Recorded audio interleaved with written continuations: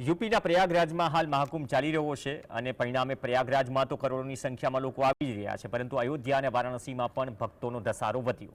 અયોધ્યા અને વારાણસીમાં તો મોટી સંખ્યામાં લોકો ઉમટી રહ્યા છે। જો કે અયોધ્યા રામ જન્મભૂમિમાં રામલલ્લાની પ્રતિષ્ઠા થયા બાદથી અયોધ્યામાં ભક્તોનો અવિરત પ્રવાહ ચાલુ છે। પરિણામે અયોધ્યા હવે રોજ નવા કીર્તિમાન બનાવી રહ્યું છે। વાર્ષિક આવકની દ્રષ્ટિએ રામ મંદિર દેશનું ત્રીજું સૌથી મોટું મંદિર બની ગયું।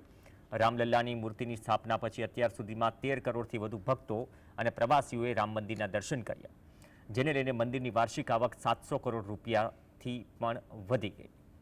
વાર્ષિક આવકની દ્રષ્ટિએ રામ મંદિર, સુવર્ણ મંદિર, વૈષ્ણોદેવી અને શ્રી સાઈ મંદિરને પાછળ છોડી ચૂક્યું છે।